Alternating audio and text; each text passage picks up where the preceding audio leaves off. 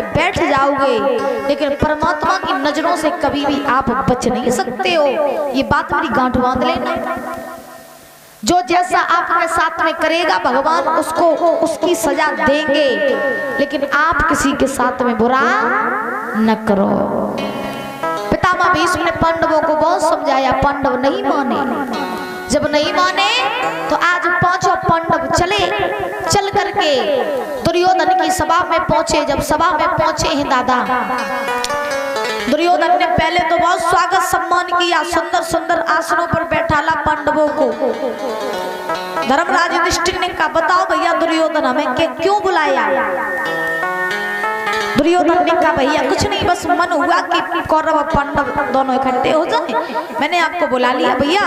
अब जब आप आ ही गए हो तो बहुत दिन हो गए कौरव पांडवों के बीच कोई खेल नहीं खेला, जैसा करो कि दो बाजी जुआ के खेल की हो जाए। पांडव नहीं समझ पाए मेरे साथ होने वाला क्या है। उसी समय पांडवों ने जवाब दिया, भैया दुर्योधन अगर तुम चाहते हो कि जुआ का खेल खेल जाए, कोई बात नहीं, हो जाए दो बाजी। सो महाराज तैयारी की गई जुआ के खेल की, और जब तैयारी करी गई तो भैया उसी समय कौरवों की तरफ मामा शकुनी हो गई, क्योंकि चाल जो सब कछुमती सो करो धरो सब शकुनी को ही है महाराज। हाँ, इसीलिए मेरी एक बात ध्यान रखना, अगर आपके घरों में लड़ाइयां हो जाएं तो चार दीवारी में बैठ करके बातों को सुलझा लो, लड़ाइयों को शांत कर लो, कभी घर से बाहर बात मत जाने दो, क्योंकि घर में बाहर वालों के आने से आपका घर का विनाश हो जाता है। ये बात मेरी ध्यान रखना। घर में अगर बाहर वाले घुस आए और बाहर वाले आपके घर की काना फूसी करने लगे तो समझ लेना घर बर्बाद है। इसीलिए आजकल के लोगों में जब लड़ाइयां हो जाती हैं घर घर में, देवरानी जेठानी की हो जाए, सास बहू की हो जाए, तो सबसे पहले बाहरी जाती पड़ोसन से कहती, जीजी आज मेरी बहू ने हमसे ऐसे ऐसे कह दे। हाँ, कहती बेना आज मेरी बहू ने हमसे बहुत बुरे बोली, हमारी बहू बहुत बुरे। तो पड़ोसी ने कहा अगर बुरे बोली कोई बात नहीं, बहू को न्यारो कर दे, बहू को न्यारो कर दे। तो सासू आती बहू को न्यारो कर देती महाराज है। अब बताओ घर तुम्हारा बर्बाद हो रहा है कि तुम्हारी पड़ोसी का? तुम्हारा हो रहा है ना। इसीलिए कभी भी बाहर वालों को इन्वॉल्व नहीं करना चाहिए अपने घर की लड़ाइयों में। खेल महाराज जुआ का खेल खेलने लगा, कौरवों की तरफ मामा शकुनी हो गए, पांडव एक तरफ हो गए।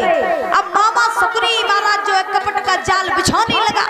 पहला दाव जब खिला तो पहले दाव में युधिष्ठिर ने अपने मेल दुमेला लगाई, मेल दुमेला पहला दाव, और जो मेल दुमेला लगाए मामा शकुनी ने कपट का जाल बिछाया, कपट के पास फेंके और फेंक के युधिष्ठिर के मेल दुमेला छीन लिए।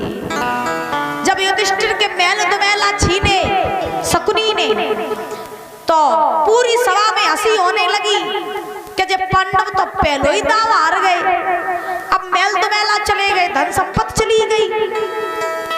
अब तो दुर्योधन ने कहा, भैया युधिष्ठिर कछु और है दाव पे लगावे काजे। युधिष्ठिर ने कहा, अब धन दौलत राज्यपाट तो कछु नहीं रहो, अब हम खुद को दाव पे लगा रहे हैं। तब धर्मराज ने खुद को दाव पे लगाया।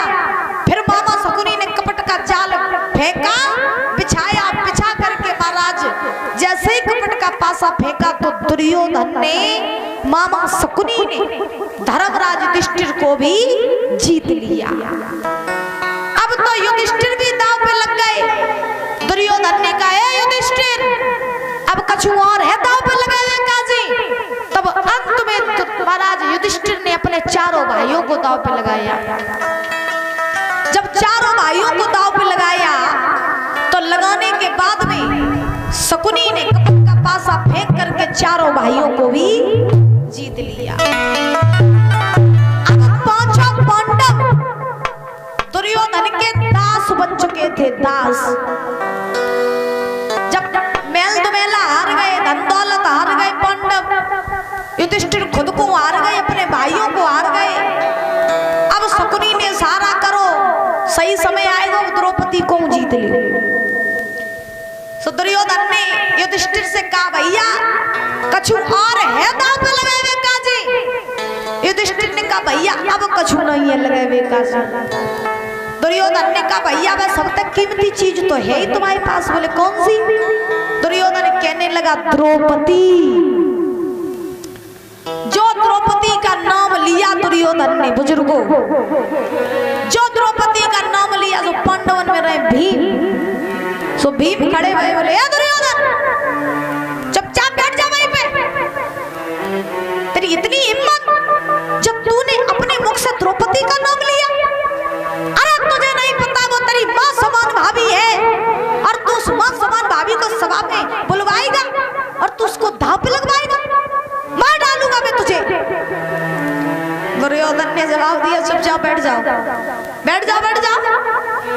अरे तुम्हारा कोई हक नहीं है जो तुम मुझसे बोल पाओ, क्योंकि तुम्हें नहीं पता है तुम सब अब मेरे दास बन चुके हो, मैं तुम्हारा राजा बन चुका हूं। अब मैं तुमसे जैसा जैसा कहूंगा तुम्हें वैसा ही करना पड़ेगा, इसलिए बैठ जाओ चुपचाप।